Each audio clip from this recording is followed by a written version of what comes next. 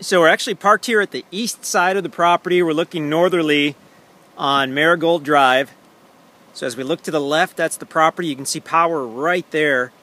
This looks like a road. It's not. It's just a power line easement. So the property has direct frontage on Marigold here on the east side, and then stretches all the way down to the actual Niangua River, and we'll drive that in a second. Fully surveyed. There you can see a survey marker right there, and there's another one up by the tree line over there. Look at the map for the dimensions. It gets wider as it gets down toward the river.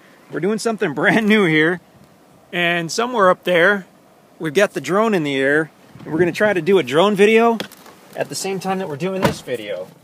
I don't know if we can somehow splice them together, but we've got the drone in the air, I believe. Oh, it's not recording. There we go. So there's the drone looking at us right now. Now it's recording. And we're going to pull up to the gate and pull through. And I'm just going to keep this running. I'm filming this with the an old iPad because I'm using the phone for the MapRight program and the iPad mini for the drone. So got a whole bushel of apples today. Apple products. So this is the gate. You can pull right through here. This is the road easement, so this is a deeded road easement. You can always use to access the property. So we pull right through. We're going to hang a left, follow the road, and this will take us down toward the west side of the property. And I'll just film as we go. And then once we get a little further, I'll catch up with the drone. I'm kind of watching the drone video while I'm doing this. This is fun. So we're now crossing under the power line, and we're back on track 10. So power directly on site. Phone is likely at the county road there. And now as we continue on the easement road, we'll be off the property again. But again, this is a deeded easement, so this is permanent with the property. Gives you good access to the bottom. You'd be welcome to put in an additional road that runs the full length of the property if you wanted to. But in the meantime, this is a great way to access that bottom field and ultimately the river. Okay, I'm going to pull up. I'm just going to stop up here somewhere and try to prop this up. Oops.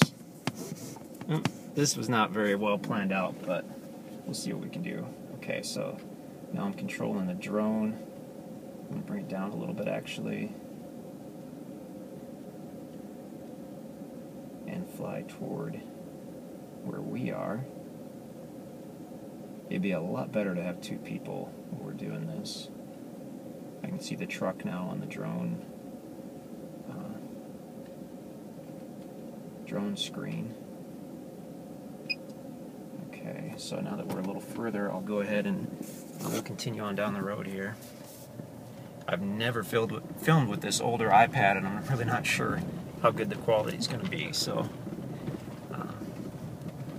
if it's terrible, I apologize in advance. Gravel easement road, so you definitely want a truck or an SUV, especially if you'll be accessing the property often throughout the year or during bad weather. That four-wheel drive and that clearance makes a big difference. The guys are working on improving the road system out here. Dump truck off to the left. So now we've gotten to the bottom, and the easement road goes left and right. And we're going to hang a right, and we'll drive right back to the property. This is just gorgeous. Whoops, bottom field with the Niangua River back behind the tree line. Okay, so again, I'm going to stop one more time, set that up there, and we'll catch up with the drone, hopefully fairly quickly. I'm not sure if we'll film this way again, but we're kind of in too deep right now. So there we've got, on the drone screen, I can see the truck. I'm going to kind of position it, the drone screen, over the property. we go. Okay, now the drone's in a good spot. We can see most of that bottom field. So we'll go another few hundred feet and we'll be back on tract 10. This is 10 acres. This has a ton of river frontage, and we'll see that in a minute. Now, I was down here earlier on tract 10, and although this gravel easement does cross over it by the bottom field, it really needs to have kind of a driveway cut in, and I'll show you the situation. So here, as we get to the survey markers, we're pulling back onto tract 10.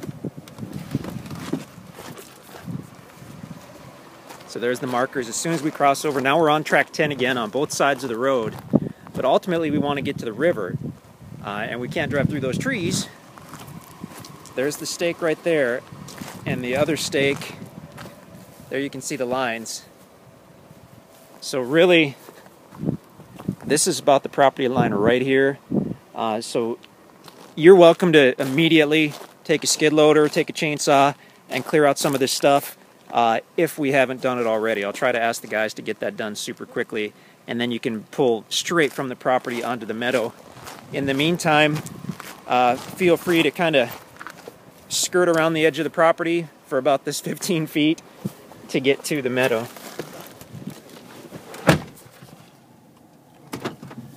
Okay. So just for about 15-20 feet, we'll be on tract 11, and then we'll immediately cross over onto tract 10. And check out the aerial maps and stuff if you want to see. So now we are directly on tract 10. We're looking westerly on the south line. So what I'm going to do is I'm going to drive the property, but we're going to stay right on that south line, and we're going to head westerly toward the river. As I mentioned, this is fully surveyed, recent survey. You can see that there are metal stakes or posts every so often. So I mean, you can see right where the boundaries are on this property, which is fantastic. We don't always survey properties, and we basically never do what's called true line marking, and that's what this is, where the surveyor has put tape and posts and everything every so often. That's called true line marking. That's not included in a normal survey. It's quite a bit extra, but we really wanted everybody to see precisely how this tract laid in these other tracts out here. So that's how we can tell that we are just right on the south line, facing west. There's another post down there at the tree line. So now here's the cool part. Pull up a little bit so I can open my door without hitting that post. Here's the cool part. This whole private meadow area is directly on the property. I mean, it's gorgeous. We're going to have a little noise today because the Maggard Canoe guys across the street are working on their river frontage. But I mean, you've got just this beautiful, huge grassy area where it opens up, gets nice and wide. There you can see the Niangua River in the distance. And I'll set that up again while we get closer with our drone.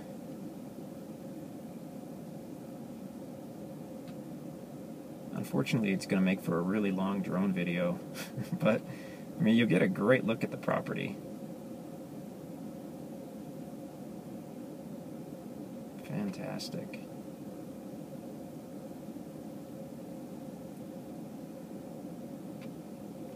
So the river's a little bit high right now. We had some rain recently, and we've got this little, almost like a drainage area, I guess, that you'll see at the edge of this field where it drops down, moving toward the river. And I've been out here at times when there's not much water there, and I've been out there at times when there's quite a bit. And in this case, there's quite a bit there. I'm trying to see exactly where I'm going here. Whoops. So what I'm going to do is pull back over here to the south line so that then, at least on the drone video, we'll know precisely where the truck is. There we go. And I'm going to go ahead and hop out here.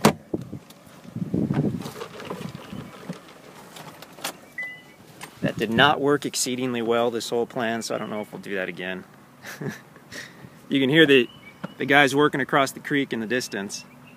But you've got this beautiful open meadow here, basically right at the water, which is amazing.